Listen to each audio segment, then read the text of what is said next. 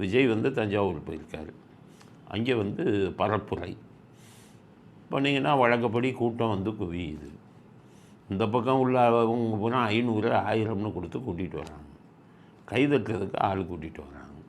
ஆனால் இயற்கையாகவே வர்றாங்க இளைஞர்கள் வந்து குமியிறாங்க. நம்ம எப்படி மறைக்க முடியும்? வீடியோ பாருங்க. அன்பாலே அண்ணனே விழாவீரனே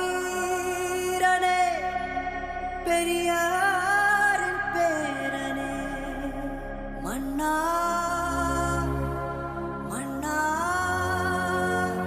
ஸோ புற்றீசல் போல் வந்து குமியிறான் இளைஞர்கள். எங்களுக்கு என்னென்னா அவங்க யாருக்காக வந்து இருக்காங்க குமியிறாங்கங்கிறது அது அப்புறம் இருக்கட்டும்.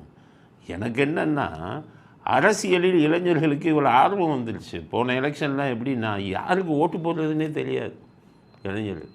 திமுககாரன் என்ன பண்ணுவான், இவங்க பூரா கிரிக்கெட்டில் இந்த பசங்க ரொம்ப இதாக இருக்காங்கன்னா அவனுக்கு கிரிக்கெட் பனியை வாங்கி கொடுக்குறது, கிரிக்கெட் மேட்ச்சு அங்கங்கே வச்சு இவங்க கப்பு கொடுக்குறது. அப்போ இவங்க பூரா திமுக தான் அரேஞ்ச் பண்ணோடனே அவனுக்கு யார் ஓட்டு போடணுன்னு இப்போ திமுககாரன் தான் கப்பு கொடுக்குறான், நம்ம கிரிக்கெட் மேட்ச் எல்லாம் வைக்கிறான் அப்படின்ட்டு திசை தெரியாமல் போயிட்டு இருந்தாங்க. அவன் வந்தால் இந்த சமூக விரோத கூட்டம் ஆட்சிக்கு வந்தால் எல்லா அக்கிரமம் அயோக்கியத்தனம் அவ்வளவையும் பண்ணுறது, ஆட்சிக்கு எப்படியாச்சும் வந்துடுறது, இப்படி ஏமாற்றிக்கிட்டு இருந்தாங்க. இப்போ அதில் திமுகவுக்கு எதிர்ப்பாக ஒருத்தர் வந்திருக்காரு, அவருக்கு இவ்வளோ கூட்டம் வருது, இளைஞர்கள் கூட்டம்ங்கிறது எங்களுக்கு என்னென்னா ஏதோ வருங்காலம் வந்து நம்ம இந்த திமுகவை வெளியில் விரட்டுவதற்கு திமுக தலைவர்களை நீங்கள் நல்லவனாக இருந்தால் நான் ஏன்ப்பா உங்களை திட்டுறேன், நீங்கள் நல்லவங்களா எல்லாம் கோவிச்சுக்கிறாங்க. திமுக என்ன திட்டுனா நீ தப்பு பண்ணால் மக்களுக்கு திட்டு சொல்ல வேணாமா, நீ இன்னும் நல்லவன் இல்லைன்னு. இந்த கேஎன் நேருவுக்கு இன்றைக்கி வரை எஃப்ஐஆர் போடுறீங்களா? கோர்ட் அவமதிப்பு வழக்குக்கு நோட்டீஸ் கொடுத்துட்டாங்க.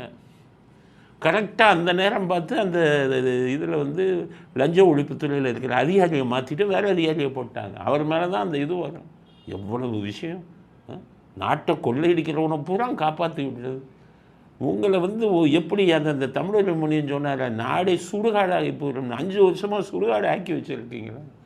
நீங்கள் திரும்பி வந்துடக்கூடாதுங்கிறதுக்கு தான் நாங்கள் பார்க்குறோம். யாராச்சும் ஒரு ஆள் வாங்கப்பாங்கிறோம். அது விஜயாக இருந்தாலும் சரி, அதிமுக, பிஜேபி, இவங்க யாராக இருந்தாலும் சரி, நீங்கள் யாராச்சும் ஒரு ஆள் வாங்க.